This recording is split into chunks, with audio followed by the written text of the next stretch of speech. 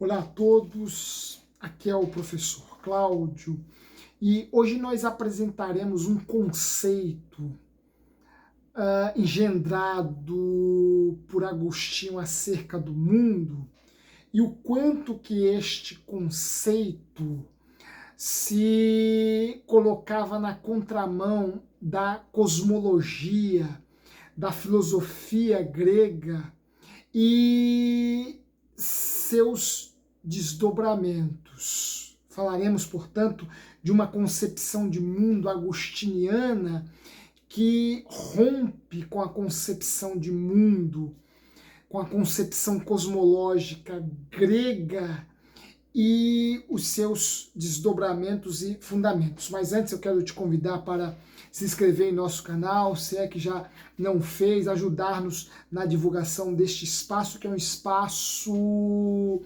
de divulgação de conhecimento. Aqui nós trazemos temas ligados à filosofia, às artes, à ciência, temas que pertencem a temas que são correlatos à nossa área de pesquisa, de formação, a fim de que nós, de alguma forma, possamos ampliar teu horizonte acerca destes assuntos, acerca destes temas. Portanto, nos ajude se inscrevendo no canal e compartilhando com pessoas conhecidas, com amigos e parentes, para que nós possamos ter um número cada vez maior de pessoas com quem possamos, a quem possamos tecer, dirigir essas reflexões. Bem, Agostinho, filósofo africano, né? É bom que se diga Agostinho, não nasce na Europa, embora tenha se tornado um pensador, um filósofo, com uma concepção de mundo erigida sobre categorias ocidentais de pensar o mundo. Isso se deve à sua formação latina, à sua formação cristã. Enfim, Agostinho não nasce na Europa, Agostinho nasce em Tagaste, região que mais tarde pertenceria à Argélia. Portanto, Agostinho é um pensador do norte da África, onde ele vai desempenhar suas atividades de mestre e depois de bispo. Né? Agostinho nasce no final do século IV e vai morrer no século V, e é um dos principais intelectuais da chamada patrística, né? A corrente de filosofia e teologia cristãs que sucedeu os apóstolos, né? Que sucedeu os primeiros evangelistas, aquela primeira fase, aquela primeira geração cristã. Esta primeira geração cristã segue a chamada patrística, que dentre outras coisas, buscou dar uma roupagem mais filosófica, mais racional, por assim dizer, ao pensamento cristão. Agostinho é um dos principais nomes da patrística, e dentre tantas outras coisas, dentre tantos outros objetos de interesse, Agostinho também se interessou pela música e escreveu uma obra sobre a música, na qual nós encontramos um conceito, uma definição que ele dá acerca do mundo. Para Agostinho, nesta obra sobre a música, o mundo é como um poema do universo. Vejam, Agostinho vai definir o mundo como um poema do universo. Esta definição é uma definição extremamente elucidativa do quanto que a concepção de mundo agostiniana se distanciava da concepção de mundo grega, da cosmologia filosófica grega. Bem, para os gregos, o mundo, o cosmos, era dotado de uma certa previsibilidade e constituído, erigido sobre leis eternas. Ora, o mundo, a natureza, era de alguma forma previsível e constituída,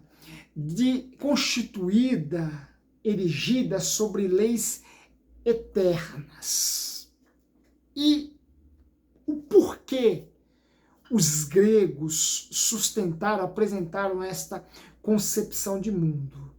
Primeiramente, pelo fato de que todas as coisas, toda a natureza veio de uma matéria e, por conta disso, esta natureza já guardava, já estava de alguma forma, já poderia ser de alguma forma prevista a partir desta matéria.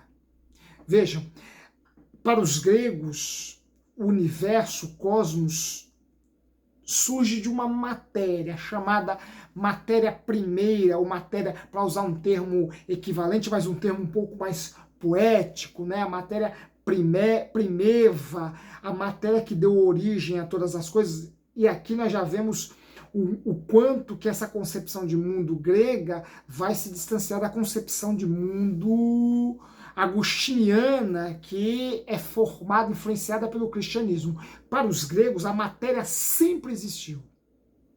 A matéria que deu origem às coisas é eterna. Ela sempre existiu. E por ser eterna, ela não foi causada por nada. Ela é a causa de tudo e ela é a causa de tudo e não foi por nada causada. Ela é a causa de si mesma, ou para nos valermos de uma locução mais aristotélica, né? Ela é uma causa incausada, né? A matéria que deu origem a todas as coisas é eterna, ela sempre esteve aí. Para os gregos, não existiu nada ontológico, ou seja, a matéria que deu origem às coisas sempre esteve aí, ela é eterna e dela tudo se derivou. Esta matéria vai ser divergente para os gregos, principalmente para os pré-socráticos, né? Para Tales de Mileto, a matéria é a água, para Anaxímenes, essa matéria primeva ou primeva é o ar, enfim. Os pré-socráticos divergiam entre si em relação àquilo que seria a matéria que deu origem a todas as coisas. Mas o que podemos abstrair daí? Se conhecermos a matéria que deu origem a todas as coisas, de alguma forma nós podemos prever o que viria desta matéria. Por quê? Porque a matéria, de alguma forma, possui alguns predicativos, possui algumas qualidades que torna os seus efeitos, ou aquilo que por ela é causado, limitado ou limitados. Vejamos um exemplo bastante simples. Se eu tenho um pedaço de madeira, eu tenho mais ou menos uma ideia, eu posso prever o que é possível fazer desta madeira, né? Por exemplo, se eu tenho uma madeira, Desta madeira eu posso fazer um móvel, desta madeira eu posso acender uma fogueira para me aquecer, enfim. A madeira já nos coloca diante de um conjunto limitado ou previsível de supostos efeitos. Portanto, a matéria traz em si já uma certa previsibilidade. Se eu tenho, por exemplo, uma folha de papel, eu posso prever, se o indivíduo tem uma folha de papel, eu posso prever o que ele poderá fazer com essa folha de papel. Ele poderá com essa folha de papel escrever sobre ela, desenhar sobre ela, fazer um aviãozinho. Portanto, a matéria já pressupõe um conjunto de efeitos que dela podem ser gerados. A matéria já traz consigo uma limitação, uma previsibilidade. É possível entendermos, é possível prevermos os efeitos de uma matéria. Em outras palavras, é possível prevermos o que uma matéria haverá de causar. Ora, se o universo foi criado a partir de uma matéria original, ele traz, portanto, consigo uma certa previsibilidade. E ele possui uma ordem inflexível. O universo é previsível, esse universo grego é previsível, ele possui uma ordem bastante definida, ele possui leis eternas, né? Vejam, se eu pegar uma pedra e soltá-la, ela vai cair no chão, e assim eternamente.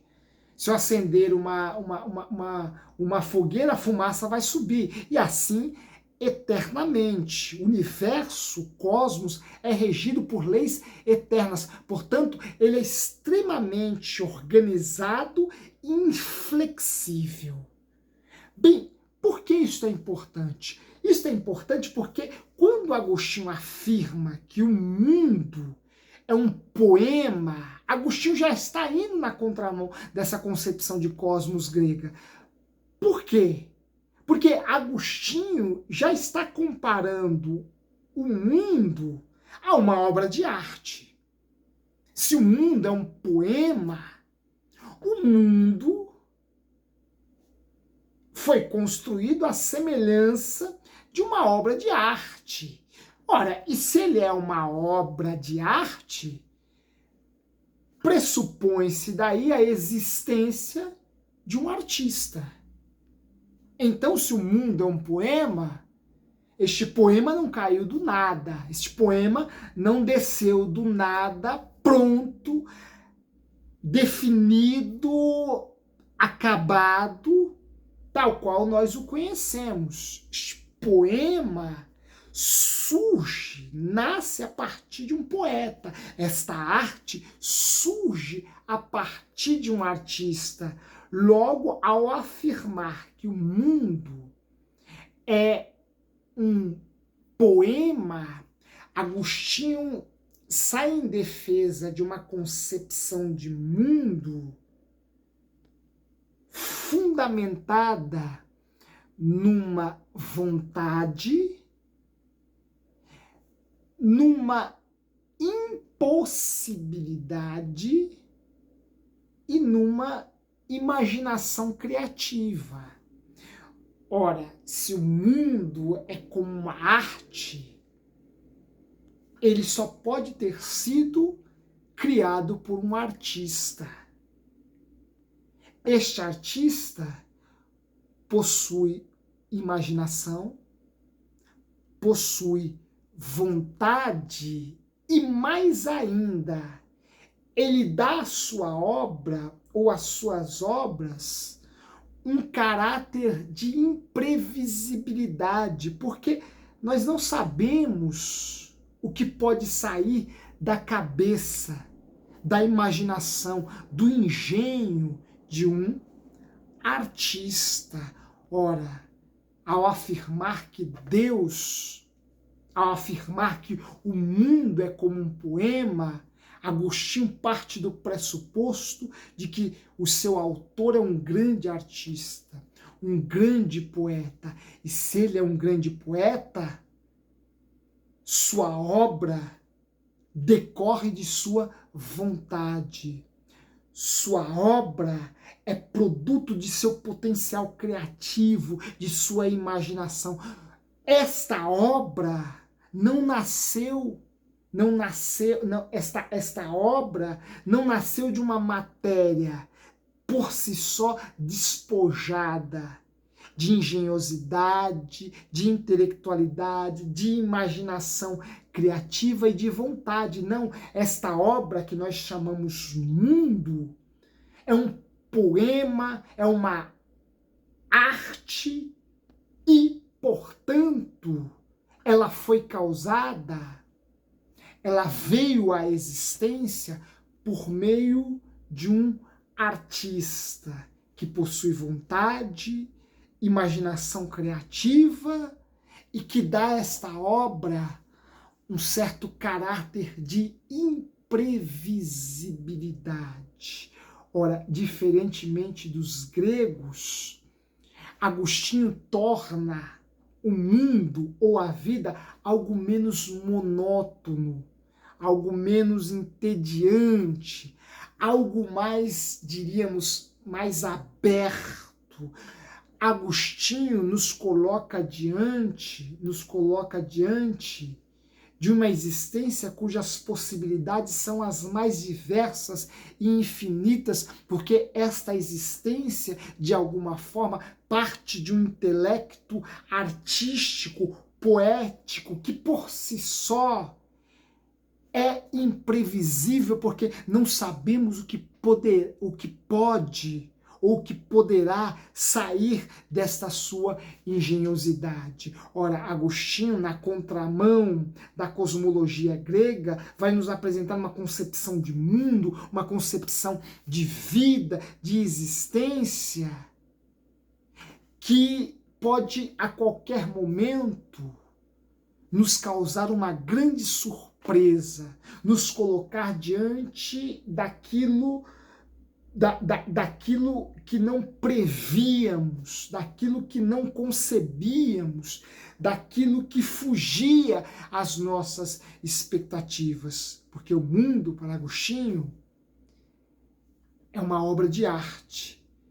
E, como tal, ela é sempre dinâmica, pujante e imprevisível. Esta obra de arte está num processo, num vir a ser constante, porque o seu criador opera e trabalha como um artista, e enquanto tal, ele sempre deixa esta sua obra aberturas, passagens que vão refletindo o quanto que ele, o artista, é imprevisível. Portanto, na contramão de um mundo extremamente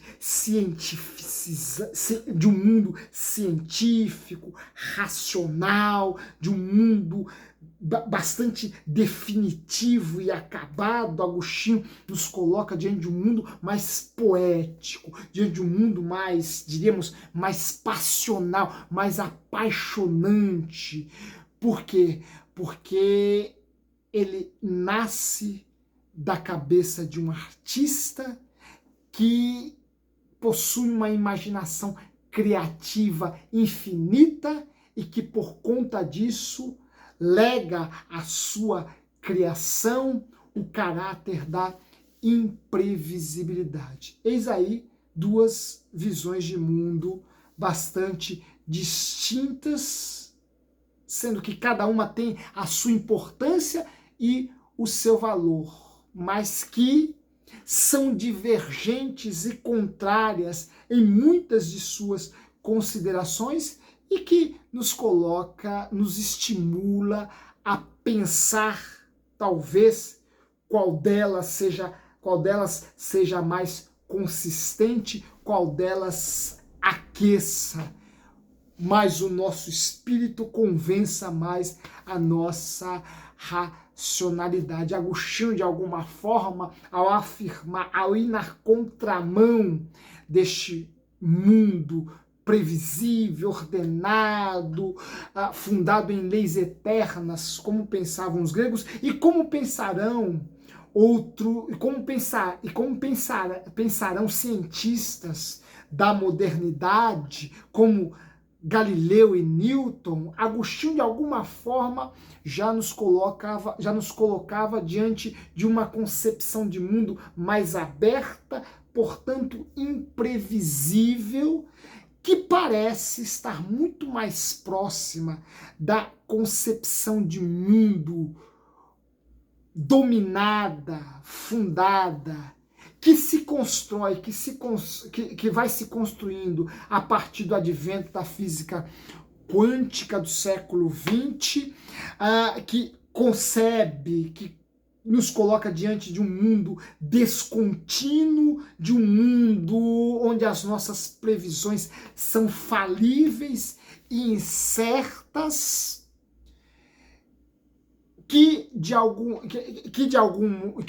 modo vai na contramão do pensamento grego, mas que mutantes, guardadas as devidas proporções, já encontra algum germe, já encontra alguma semente, algum fundamento nessa cosmologia agostiniana. Repito, guardadas as devidas proporções. Um grande abraço e até a próxima.